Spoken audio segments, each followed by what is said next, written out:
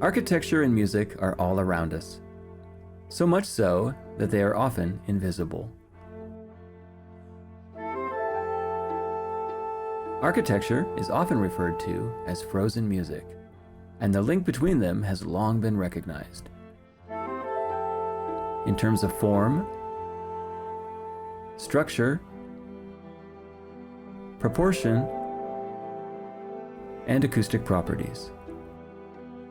Equally important in both arts, though, is mood. How does a song make us feel? How does a building make us feel?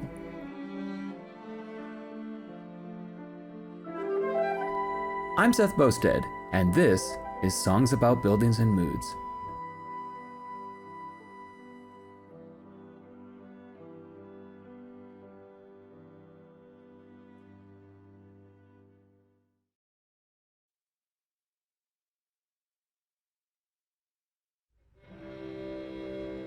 Having grown up near St. Louis and marveled at the Arch as a child, I've always been fascinated with Eero Saarinen. So I was thrilled to hear that his iconic TWA Flight Center would be reopening as a hotel. Jamie Zanzinger from MCR Hotels tells us more. The creative department at MCR oversaw all of the marketing, the decor, the design, the museum exhibits for the opening of the TWA Hotel. So we handled finding and archiving 3,000 TWA artifacts and made them into museum exhibits, working with the New York Historical Society. We helped restore the 1958 Lockheed Constellation Connie airplane out on the tarmac, and really dove into the history of TWA to make sure that that was infused in everything that we did. We actually went to the archives of TWA out in Kansas City, Missouri, and visited the TWA Museum, and we sorted through boxes and boxes of materials to find photos, tons of information. And I actually attended the annual convention of the TWA Silver Wings, which are flight attendants, an alumni group, and interviewed hundreds of women at the alumni organization about their experiences, particularly at the TWA Flight Center. The TWA Flight Center is probably one of the most significant examples of mid-century modern architecture in the world. And when it opened in 1962, no one had ever seen a building quite like this. It is completely columnless. There are no right angles in the entire building. The concrete roof was poured over 128 hours continuously during a hurricane. And so when people walked in, it is just a marvel. So I think in 1962, at that time, it was the birth of the jet age, and there was a sense that anything was possible. And that is so much true in this building. 1962 is the period of significance for the TWA Flight Center. It's a landmark, and so when the design teams got together and decided how to proceed with this amazing, massive restoration, that period of significance from 1962 to 1968 was always at the forefront. It informed every choice that they made. And I think that they kept on asking themselves, what would Eero Saarinen do? How would he make these changes? And they really wanted to be true to his aesthetic, which unfortunately he never even got to see because he passed away before 1962 when it opened. So the design choices that were made were to bring back the TWA Flight Center to its 1962 glory. Portions of the terminal that had been added after 1968 were removed, and those areas were where the hotel buildings, 7-story buildings, were added to reflect and defer to the TWA Flight Center. The Flight Center was always meant to be the star of the project, the celebrity, and everything that we did needed to be in the background. We have a lot of people who visit the hotel that were not born in 1962. They don't know what the 60s were like, and so our goal is to bring them back to that time, to show them the magic of a period. It was Camelot. Anything could happen, and anything felt possible. Jets were flying faster and farther than ever before, and people were taking to the skies. Flight travel was glamorous back then, if you can believe it, unlike today. You know, designers like Balmain and Pucci were doing the wardrobes for the flight crews. Chateaubriand was served in flight. And we want people to walk into this building and get rewound to that time period. So we have an iconic site in the TWA Flight Center. We have this incredible story about how it was converted into the TWA Hotel. All we need is the right composer. Stephanie, how exciting. Talk about the inspiration for your piece. So the inspiration for the piece is multifold. First of all, I've been a real big fan of Eero Saarinen's work for a very long time, and so being able to be designing a piece of music for this space was a big thrill, and I actually took a photo of the terminal and sketched it out onto score paper and made sure that my piece actually followed the contours of Saarinen's gorgeous architecture for the texture and the melodies of the piece. Can you walk me through that, just like musically, like, you know, it starts in the clarinet, etc. Walk through how it relates to that diagram. Yeah, so we start off with something sort of like slower and more melodic.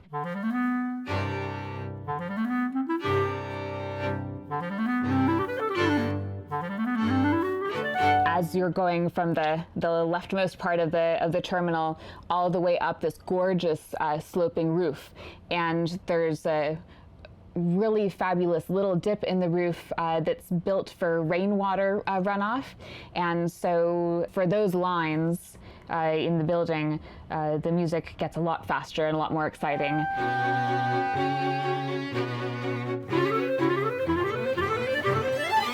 And the piece ends pretty similar to how it began, or at least there's this, you know, symmetry in the piece to match the architecture.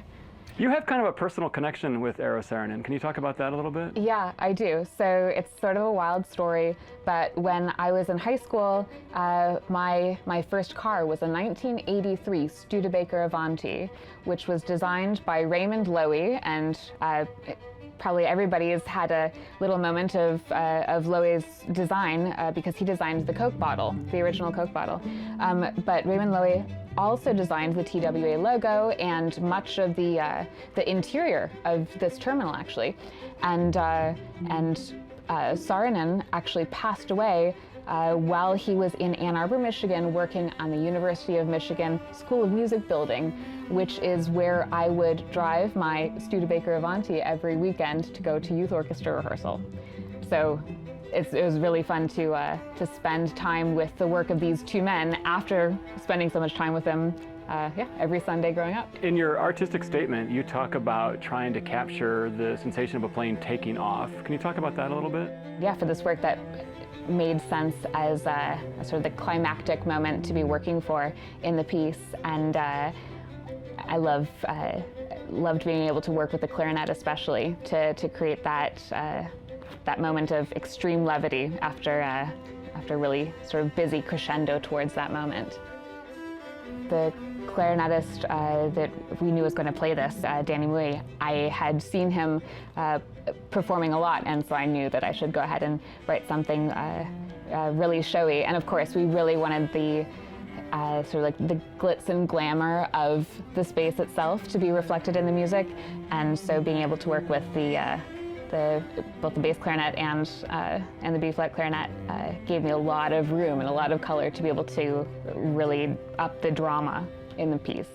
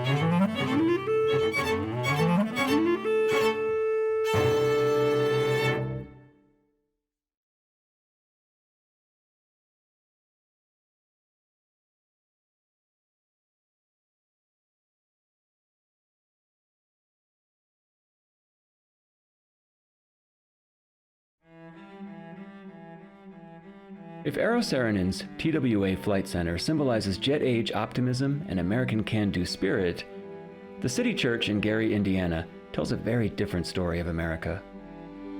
Once a thriving church in a thriving town, today, like much of Gary, it is a long abandoned ruin. I spoke with Professor Olin Dotson inside the church and asked him how it had come to this.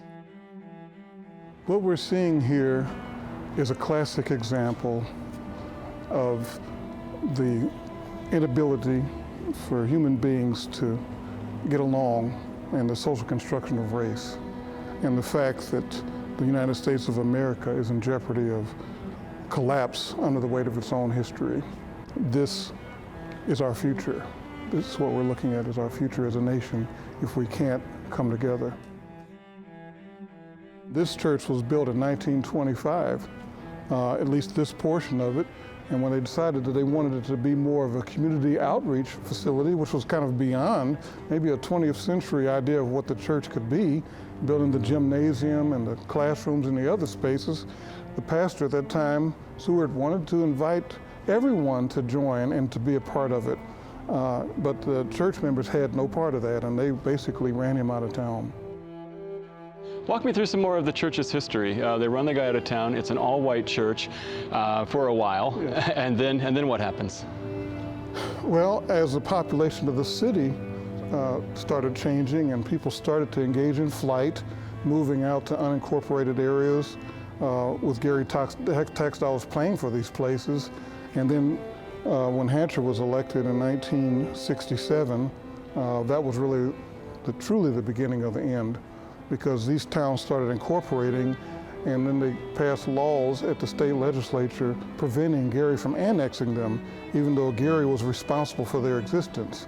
And so it became less feasible to come here to worship every Sunday when I can just worship out there. And it's been sitting here like this for about almost 50 years now. So we talk about a century of history. Half of this century of history is in abandonment and ruin and decay. This was probably one of the masterpieces of Gary, I would think. One of several. I mean, there's the palace, there's the post office, there's a Gary Memorial Schools auditorium where Frank Sinatra sang back in 1945 to protest resistance to the idea of integration, and then a whole slew of schools. Gary had 10 schools, high schools, and they were all segregated until the construction of Roosevelt. And now Gary has one public high school in the entire city. A city that still has about 170,000 people. So we have a charter school across the street, and the children from that come out and look at this every day. They go home and they look at abandonment. They look block to block to block. And after a while, that starts affecting your psyche, because what does that say about me and who I am and what I am and where I'm from?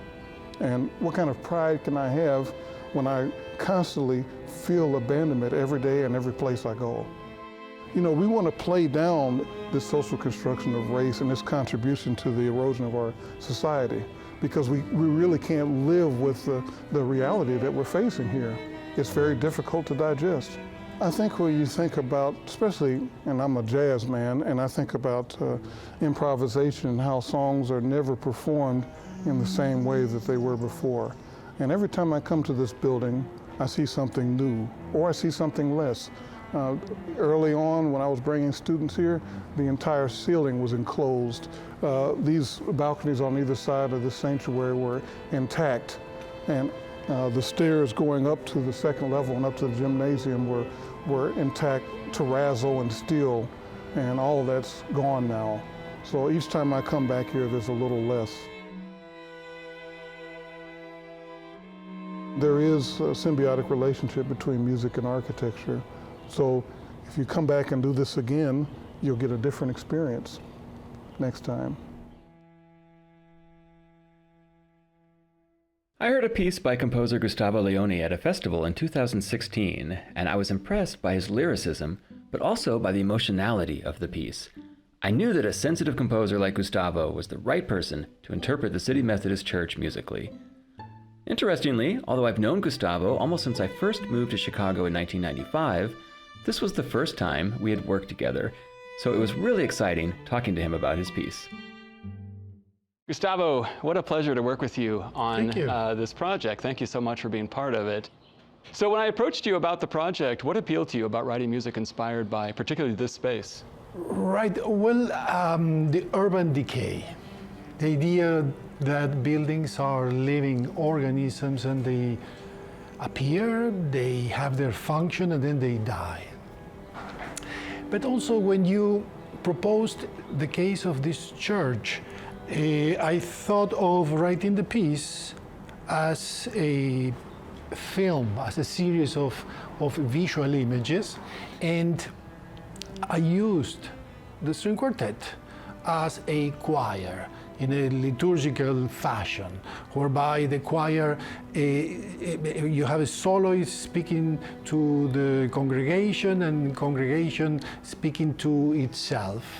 And that material, I used it with the intention of connecting to religious music, sacred music.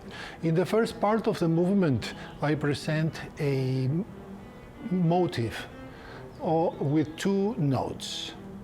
And they go ti ta ta tam, taking the image of the cross. And the title is The Image of the Cross. And the music then gets transformed into something that is not quiet, is no longer calm. And that is when I get to the second part of the piece, where I actually am looking at the building for what it is. And I'm beginning slowly to see the broken things, the falling things. And the title is The Passing of Time, right? And in that case, you get a very steady pulse to create the sensation of time. In the third part, I try to reconcile the beauty with this image of decay. Right at the outset, I thought I wanted to deal with that, because in a way it combines the beauty of architecture with our own problems or limitations.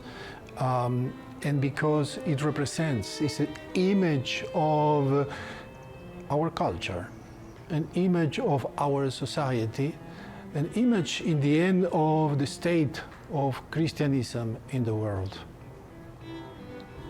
We're losing part of ourselves, and we are not paying attention to who we are.